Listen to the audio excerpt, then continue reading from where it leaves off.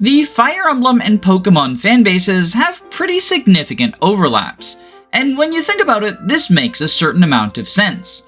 They're both Nintendo RPGs that are relatively simplistic compared to their contemporary counterparts, allowing for a bit of an easier entry point into an otherwise somewhat niche genre. Both series also seem to encourage the player to focus on using their favorites instead of trying to discover optimal meta strategies. Both series also have an aesthetic that is pretty heavily influenced by anime, and each of them had a decent number of main series titles on portable devices. Fire Emblem has a decent number of main console entries, but the Game Boy Advance, DS, and 3DS ones still make up a good deal of its catalog. And the Game Boy Advance is particularly relevant because both Pokémon and Fire Emblem have GBA entries that many regard with a great deal of nostalgia.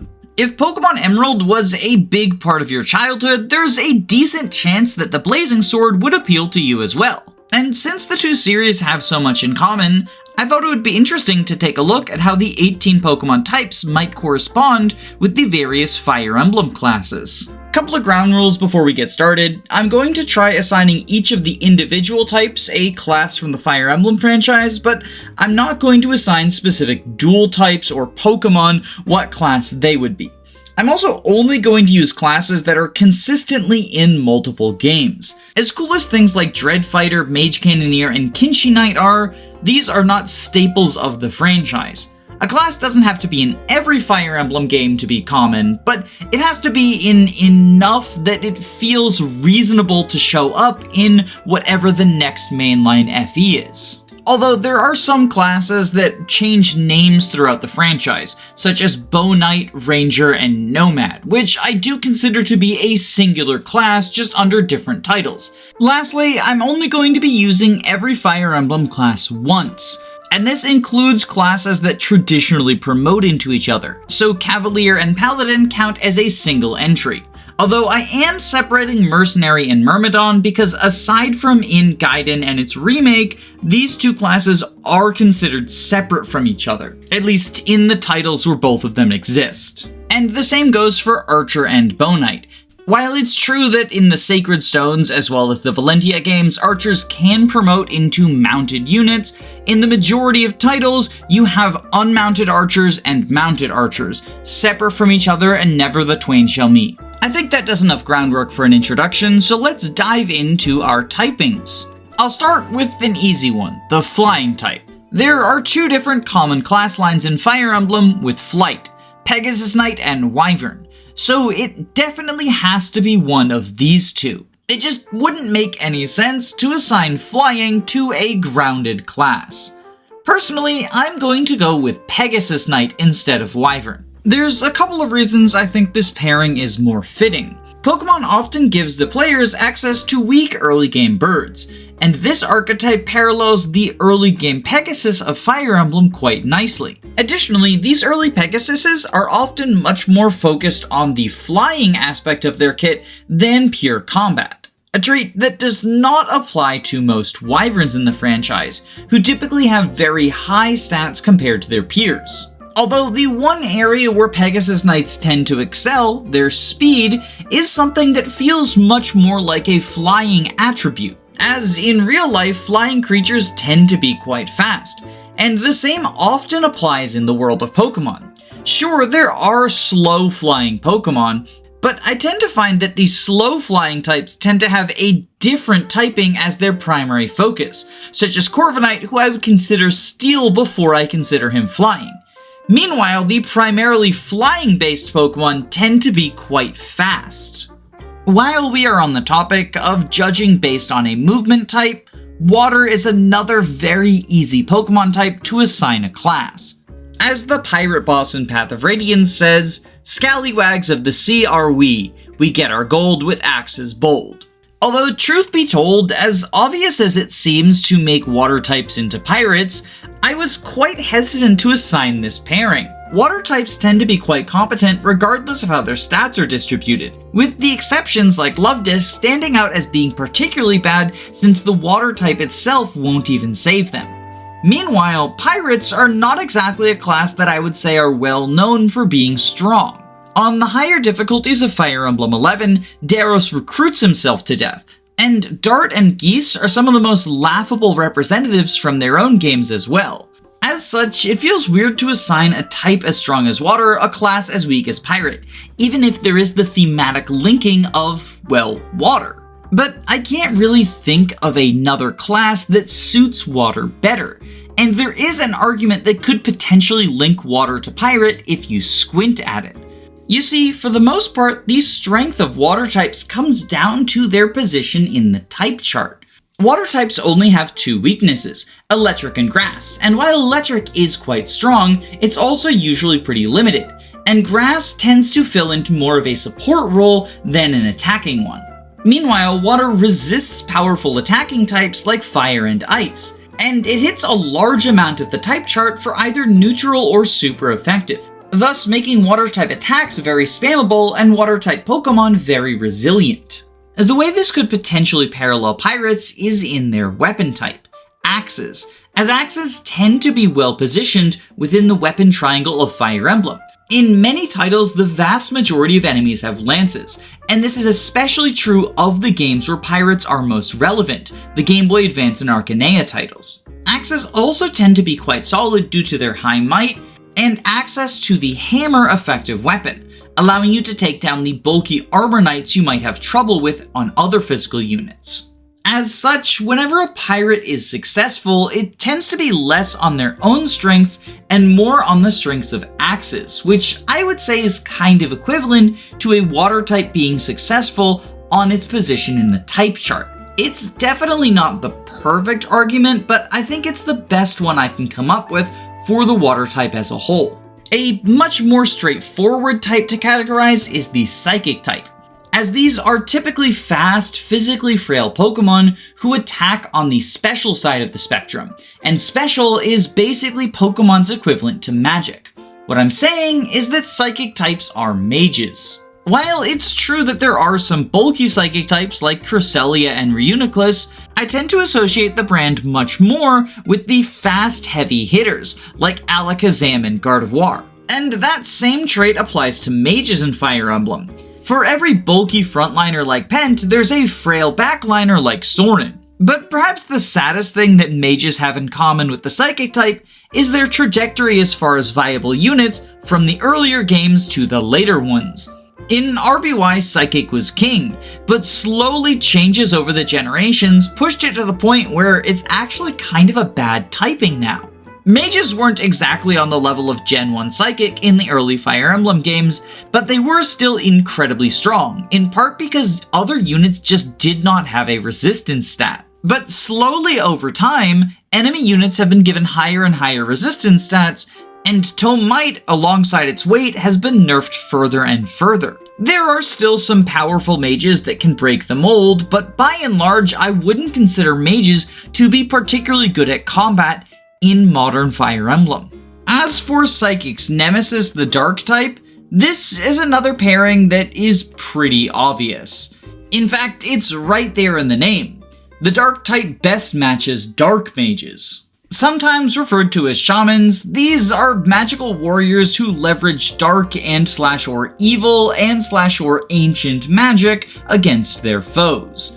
The dark type in Pokemon is kind of synonymous with the evil type, so we're already off to a pretty good start. But it's not just in morals where dark magic in Fire Emblem and dark Pokemon are aligned. Many of the most common dark-type attacks in Pokémon have some sort of special effect that is the primary reason for using it. Knockoff removes an enemy item, and Thief steals an enemy item. Sucker Punch only works if you're getting attacked. Fling throws whatever you're holding at your foe. Foul Play uses your opponent's attack stat instead of your own.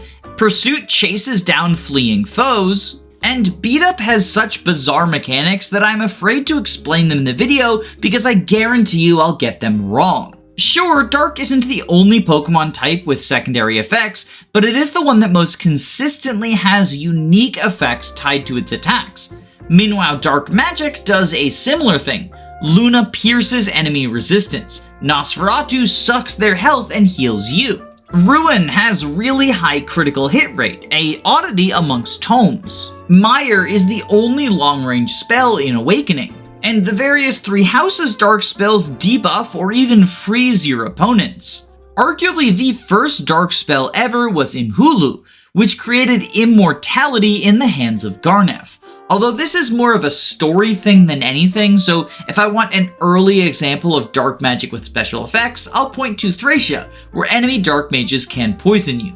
It's also potentially worth noting that Dark was explicitly invented as a counter to Psychic, and if Psychic is mages, then Dark mages being dark would make sense because Dark mages have weapon triangle over regular mages in every single entry where dark magic exists. And that includes Fire Emblem 4, which doesn't even have a traditional magic triangle, instead opting to make Thunder, Wind, and Fire their own triangle, but still giving Dark advantage over all three of these, alongside Light.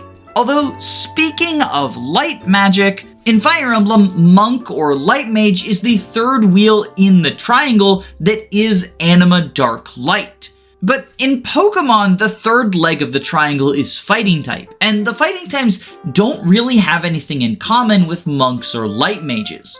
In fact, for the most part, they are a much more physically oriented typing. My first instinct was to assign them the role of Fighter, since, they're Fighting types and it's a fighter. But I actually decided to go with a different Pokémon type for fighters. So instead, the Fighting type I'm going to assign Wyvern Rider. The Wyvern line and the Fighting type have a lot in common on the surface level.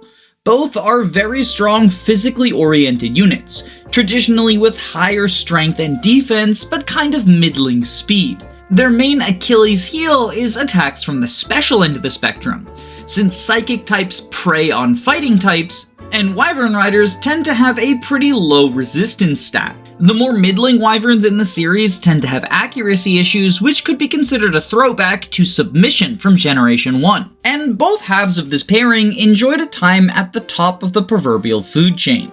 Fighting types never really reached the height that Wyverns do in Fire Emblem, but at the very least during Generations 4 and 5 they were incredibly strong, before they got knocked off the pedestal by Fairy type. Intelligent Systems hasn't really introduced anything that would nerf Wyvern as hard as Fighting got nerfed in Pokémon, but the games have at the very least introduced classes that can compete with Wyvern, which is more than I could say for the Game Boy Advance titles. Now, you might be wondering why I didn't assign the Dragon-type Wyvern Rider. After all, Wyvern Riders are quite literally riding dragons. Sometimes their promotion is even referred to as Draco Lord or Draco Knight. And dragons themselves are incredibly dominant in a lot of metagames, much like Wyverns being dominant in a lot of Fire Emblem games. But the main reason that I didn't assign Dragon-type to Draco Rider is because I think it fits Manakete better. Manaketes can actually transform into dragons, so it's hard to say that they're not dragon-like. And from a gameplay perspective, they tend to mirror dragon quite closely. Dragon is still a pretty rare typing. It's become more common in recent times than it was in the old Game Boy Color days, but it's still a relative rarity as compared to things like flying, fire, water, etc. And because of this, alongside their history, dragons have kind of a mystical allure, which is where Manaketes fit in lore-wise in Fire Emblem. In fact, player Manaketes are quite rare. Most entries only have 1 or 2 dragon transforming units in their cast. And in reclass games, you cannot reclass into a Manakete because it is species-based as opposed to class-based. Manaketes and dragons in general are also often presented as enemies, and very strong ones usually confined to the late or end game. In fact, the very first Fire Emblem had its antagonist as a Manakete, that being the Dark Dragon Medius, and many other Fire Emblems feature a lot of dragons in their late game, which I think is a pretty good parallel to how dragons were positioned as sort of boss characters in the Pokémon franchise, with Lance and Claire being late game bosses in the first 2 generations who were dragon type specialists, and even later on, dragons are often seen on the teams of ace trainers, which are usually confined to the later routes of the game. Even within the wild, this often holds true. Pseudo-legendaries are usually confined to later portions of the game, and these are almost always dragon types. Even the ways in which Dragon has become more common as of late can be seen as a parallel to Fire Emblem. After all, Miraidon and Koraidon being your ride Pokemon in Generation 9 isn't that far removed from Corrin and Alear being secretly dragons. But on the topic of dragon types, we should probably talk about the typing that knocked them from their proverbial throne, that being Fairy. Fairy has a sort of mystical element to it, so I knew that I wanted to assign it to one of the magical classes in Fire Emblem.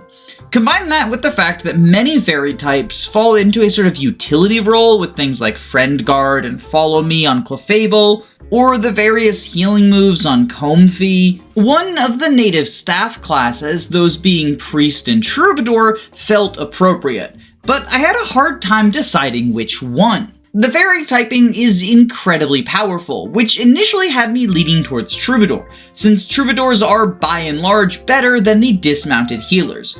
But Troubadours are also notoriously bad at combat, and that's not something I would assign to the fairy type as a whole. Some of the most iconic fairy types are Pokemon like Xerneas and Zacian, who you would not call pure utility mons. So instead I decided to settle on the Bishop Light Mage Priest line, since I find that this is a class that can be more focused on either utility or combat depending on which of the unpromoted options it starts as. There are plenty of combat-oriented bishops like Wendell, Lucius, or Archer, but there are also plenty of utility-oriented ones like Lena or Safi. And this sort of meshes with the whole sliding scale of fairy types. You get cute little Smolbean and Magical Destroyer of Worlds. But perhaps the biggest thing that solidifies to me that fairy should be the dismounted staffers, not the mounted ones, is their position of dominance in the type chart. Because even though mounted staffers are generally a better class than dismounted staffers, when I think about meta-centralizing staff units, all of the ones who come to mind most easily are dismounted. Lena, Safi, and even Molder from Fire Emblem 8 are all foot staffies. Meanwhile, the mounted staffers, while individually quite good, don't tend to have such a centralizing presence in the games where they appear. Besides, there's another Pokemon type that is best associated with utility classes. Because Grass has access to a number of status-inducing powders, support moves like Ingrain, Leech Seed, and Rage Powder, and even abilities like Leaf Guard, Floral Healing, or Harvest that lend themselves into the supportive role. So it makes sense to assign them the Troubadour role, because Troubadours themselves tend to have a pretty deep support kit. Staff access and mount utility are good, and in the games that have skills, Troubadour line usually has some support-oriented skills. The biggest examples I can think of are Live to Serve and Inspiration in the Fates games, alongside Dual Support Plus in Awakening, and Demoiselle in both of them. And this pretty firmly plants Troubadour as a class that is capable of doing combat, but generally not great at it. Even within the starter trio of Fire, Water, Grass, Grass tends to be the weakest combat-wise, not just because of its disadvantageous position in the type chart, but also because the moves that Grass gets access to are decidedly lesser than those given to Water and Fire. There's no Surf or Flamethrower equivalent, and until recently there wasn't even an Ember or Water Gun equivalent. Heck, Grass doesn't even get an equivalent to Hydro Pump or Fire Blast. Instead it has Solar Beam, a 2-turn move. But since we've covered Grass and Water, I should probably tackle the third member of the starting trio, Fire. And I'll admit, this is one that gave me a lot of trouble for a while. Fire Emblem does have a couple of sources of fire. It's right there in the name, the Fire Emblem is fire, so maybe Lord, but that feels like a pretty significant logical leap. Lords don't have much else in common with the fire type. Likewise, in many games, fire is a common offensive spell, and Manakets are able to turn into dragons that breathe fire. But in my opinion, these two types are much more fitting for the Psychic and Dragon respectively. A single spell in a mage's arsenal doesn't make it a fire type. Technically, some games divide mages into Thunder Mage, Fire Mage, and Wind Mage, which would mean that Fire Mage could kind of be the equivalent to the fire type, but that feels like a bit of a stretch. It kind of feels like a violation of the classes that show up in most games rule, because it's really only Fire Emblem 4 and the Tellius games that divide mages in this way. And otherwise, I would consider those specialized mages to just be the equivalent of, well, mages. But I think I've found a Fire Emblem class that works. Because looking at Fire's function within the Pokémon games, there's a couple of traits that tend to be consistent. It is a type that can attack on both sides of the spectrum, physical or special, although it prefers to attack on one, specifically special. Fire types tend to be strong both from a combat perspective and by having some additional utility with the powerful burn status effect. And you usually are handed a very strong fire type towards the beginning of the game, as one of your 3 starters. And to me, those all sound like traits that are shared by the Cavalier and Paladin class. Many Fire Emblem games start with an early and strong pre-promoted Paladin filling the Jagan role. And while Paladin weapon types do vary from game to game, in a large number of them they can use both swords and lances. And in those titles, you typically want to focus on one of these 2 weapons, as usually one of them is really good and the other one is kinda bad. For example, in Fire Emblem 6, the high accuracy of swords makes them the primary focus. But in Fire Emblem 7 and 8, you want to focus on lances instead because of the 1-2 range access. This is, at least in my mind, parallel to focusing on special attack as opposed to physical attack, but technically being capable of doing either. And similar to how fire types usually focus on attacking, but have the capability of doing minor utility, either through their burn utility or spreading burn with Will-O-Wisp, Cavaliers are usually combat units, but do boast their own utility aspects they can take advantage of. Whether that be rescue dropping in Fire Emblems 5 through 10, shelter singing in the Fates trilogy, movement para bonuses in all the 3DS games, or simply being a high move unit you can throw repositional skills on in Engage in 3 Houses, Cavaliers have a knack for adding extra utility to their already phenomenal combat. Having covered the classic grass, fire, water core, we should probably dive into the 4th starter type, that being electric for Pikachu back in Yellow. Electric types tend to be pretty one-dimensional. They hit hard and they hit fast. In fact, I would say the quintessential trait of electricity is being fast, which is why Regieleki is the fastest Pokemon in the franchise. And Voltorb back in Gen 1 also embraced this aspect, being a pure electric type with nothing but speed on its mind. And well, the one-dimensional speedsters of the Fire Emblem franchise tend to be Swordmasters. They min-max their stats to focus on speed, and they get sick critical hits to delete their foes. Outside of Gen 1, being fast doesn't do anything for your crit rate, but you could see the fact that all electric type moves have a paralysis chance on them as a sort of extra effect equivalent to the common Swordmaster crit bonus. Because of electricity's advantage over flyers, I considered Archer for them, but ultimately decided that Swordmaster makes more sense simply because of the focus on speed. After all, electric isn't the only type that hits flyers for super effective.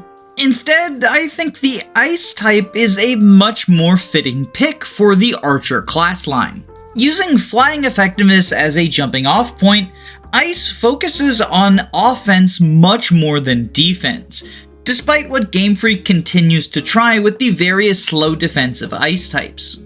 Archers are similarly an offense-focused unit, whether it's them dealing effective damage to enemy flyers or dealing chip damage without taking a counter. They are really good at attacking and less good at operating on enemy phase. In the original Fire Emblem games, archers were meant to be a sort of defensive bow unit. They had higher defense as compared to hunters. So some might say that Ice types being defensively weak doesn't fully mesh with Archer, but I would argue that Archer's inability to counter at one range is sort of the equivalent to Ice type taking super effective from so many other common attacking types.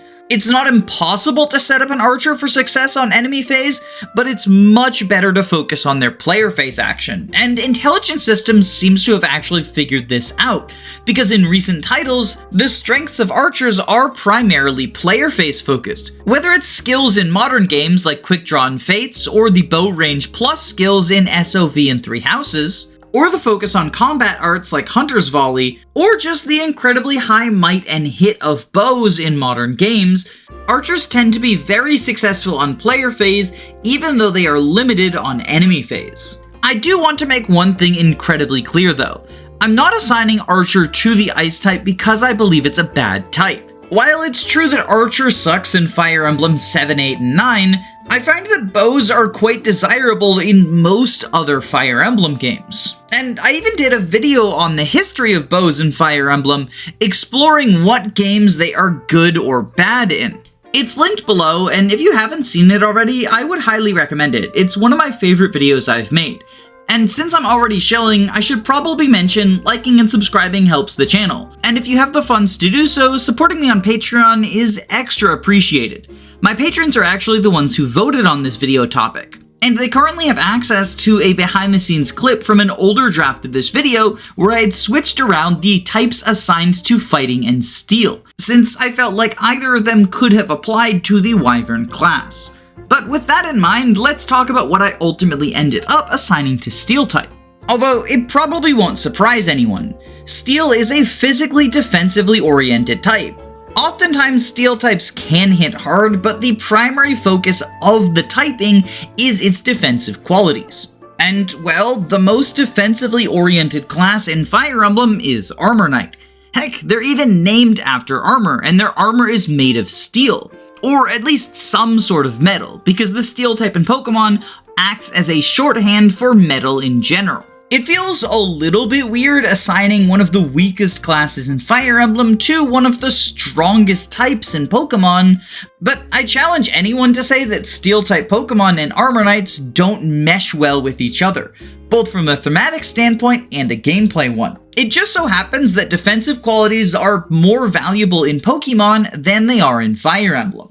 Not too many types left now, so let's jump into Steel type's little brother, the Rock type. Although, as much as Rock might seem like a defensive powerhouse when you're spamming tackle against Brock in Gen 1, from a defensive standpoint, I would actually call Rock quite bad. Instead, it focuses on it being an attacking type, albeit one with pretty low accuracy, as most Rock-type moves have 80 accuracy or less. Which is why I think Rock is the perfect fit for the fighter class. A frail offensive unit who can have accuracy issues? Yeah, I just described a fighter. They even fit within the same spots in the campaigns. Most Pokemon games have the first gym leader be a Rock-type specialist, because Rock is a pretty formidable enemy in the early game. Meanwhile, the early chapters of Fire Emblem usually have axe-based enemies, since these foes tend to look much scarier than they actually are due to the fact that their high might is offset by their low accuracy, as well as their underwhelming bulk. Of course, the other common early game Pokemon are bug types, either in the form of enemy bug catchers or occasionally as a boss, like Bugsy or Viola. Although for this Pokemon type, I focused not on how it performs in the enemy hands, but how it performs in the player's hands, as bug-type Pokemon tend to teach the lesson of evolution, due to the fact that they tend to evolve at quite low levels, introducing the player to the idea of power spikes that come with evolution. And while it's not a perfect match, I would say this most closely parallels the trainee or villager type classes in the Fire Emblem franchise. They're often called different things: journeyman, recruit, villager, but they all fill the same role. A underpowered training project that promises a return on investment. If you invest in a villager in Fire Emblem, they definitely scale into the late game better than the bugs in the Pokemon franchise, but the feeling of zero to hero is still present in both this Pokemon type and this Fire Emblem class, so I think they have enough in common that I would say this is the closest fit to the bug type. And as an added bonus, in earlier games, trainees were pretty universally bad, but modern Fire Emblems have found ways to make them worthwhile.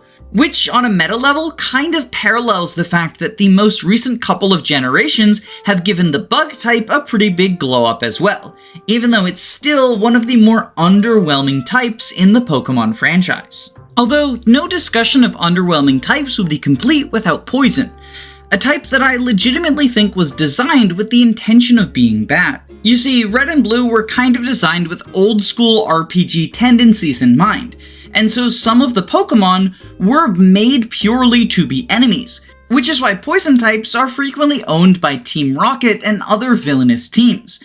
They were designed to be fodder for you to beat up, rather than someone on your team. And, well, that same description applies to the Soldier class.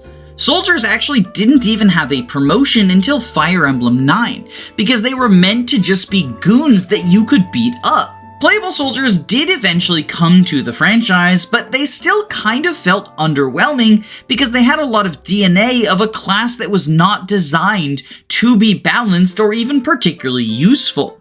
It's a less bulky armor knight, or a cavalier with less movement and no sword access. There's some diehard soldiers defenders out there, don't get me wrong, but the same is true of poison types. And while neither this type nor this class are to my particular taste, I'm glad that both Intelligent Systems and Game Freak seem to be putting in an effort to give the people what they want. Next up are ghost types, and the most notable thing about them is the fact that they have an immunity to both normal and fighting type moves. Within the Pokemon campaign, this actually makes up a surprisingly large amount of enemy movesets. And though Fire Emblem doesn't have any sort of immunity system, it does have something that I would say is comparable, that being dodge tanking.